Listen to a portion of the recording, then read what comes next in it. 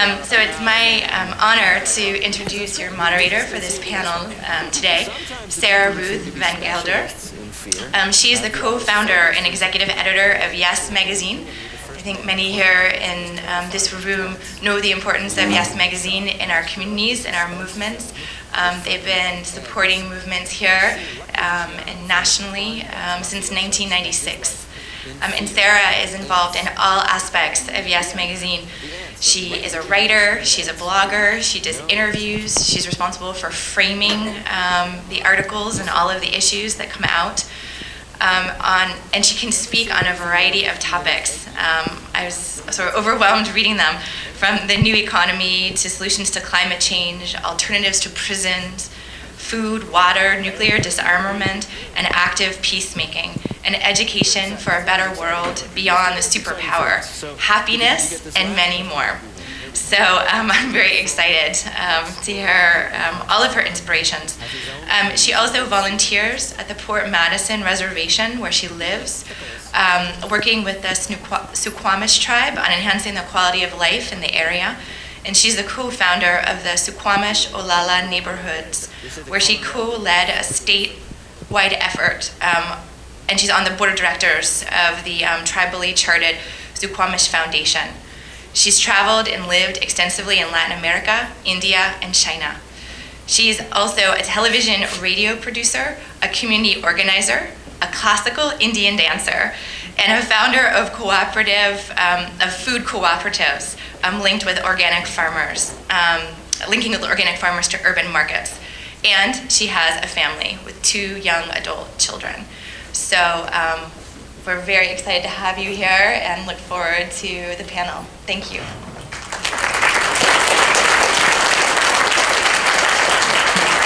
Thank you so much for that very warm introduction, Kristen. And before I say anything else, I just think we owe a round of applause to Heather and Kristen and all the other people who made this day possible.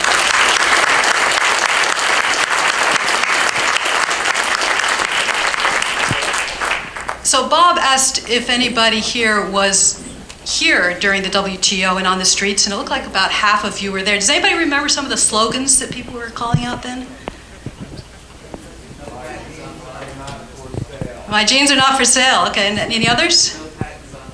No patents on life. Okay, this is what democracy looked like. That's one I remember the best, is this is what democracy looks like. So I thought maybe just to get us warmed up, maybe we try chanting that, just to get us in the right mood for this weekend. Ready? This is what democracy looks like. This is what democracy looks like. This is what democracy looks like. So Bob also mentioned that the corporate media was a bit confused about what was happening on the streets of Seattle. You may have remembered their coverage showed that they had no idea what the issues were, why all these people had suddenly shown up, and why they felt so strongly. And they were just totally unprepared for what happened in Seattle. And I got to thinking about that, and I don't really understand that, because if you just look at the facts, it totally makes sense that people would show up. I mean, is it any surprise that corporate power, the way it's been unleashed on us, would be running our world into the ground, running our economy into the ground, running our ecosystems into the ground? You create an artificial entity and you give it a primary instruction to go out and make as much profit as possible, no matter what's at stake, and you set it loose, and then you start deregulating.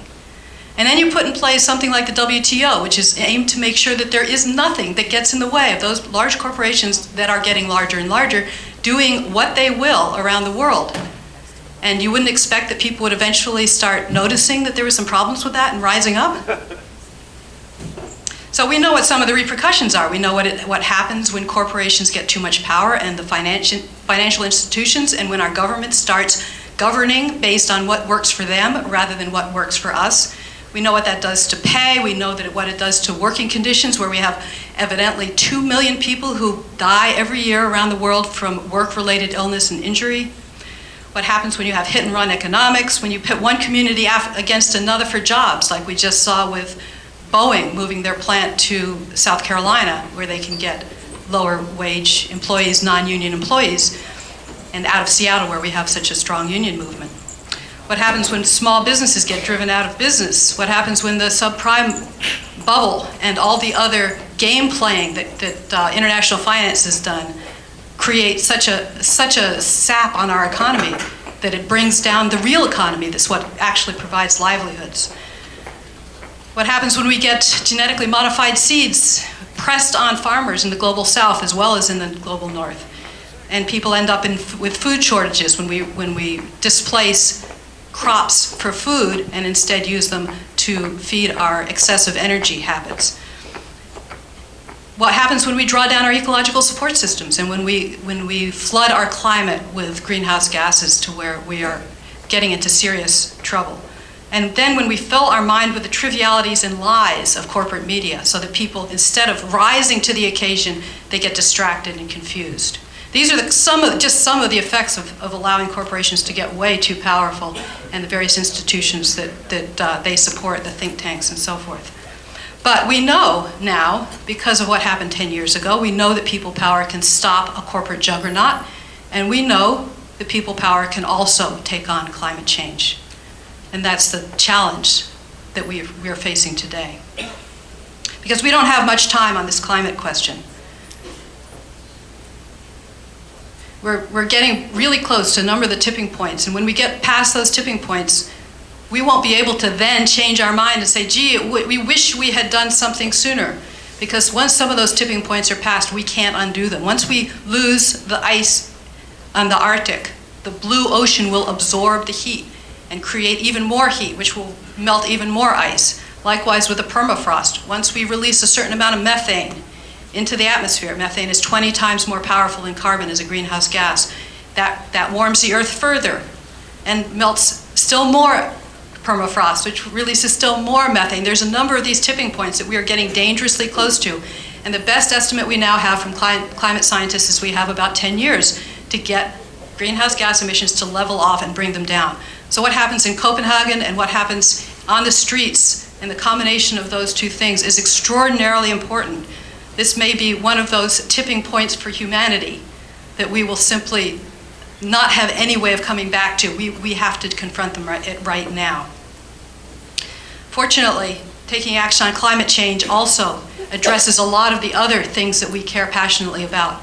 Just like when we were on the streets 10 years ago for the WTO, that didn't mean, just because we were talking about trade, it didn't mean we were letting go of our other agendas.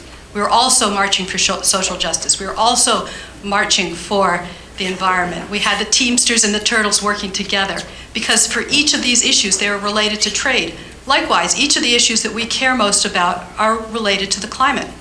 We want sustainable farming, for example, not only because it's better for our bodies to eat organic food, not because it's better for farm workers to not be working with a lot of pesticides, but because it's going to help us save the climate. We need green jobs, not only because we want social justice, and not only, which we do, and not only because green jobs are good for the planet and the real economy, but because it's going to help us address climate change. We need education and security for women, not only because we love women, but because that will lead to lower population growth and will help solve climate change. We need to end corporate rule, because it will be good for democracy, for the planet, and it will help to slow climate change. So all of the issues that we care about are interconnected. This weekend, our task is to look ahead. Just as we've been looking behind 10 years, our task is to look ahead, to see how we're going to go about taking on this extraordinary challenge that we face in this amazing moment in history. And the question that we want to be asking is, what are the pivotal moments? If the WTO shutdown was one of those pivotal moments, what are the pivotal moments going forward? How are we going to create the kinds of pivotal moments that will turn things around, the way they were turned around in terms of the WTO?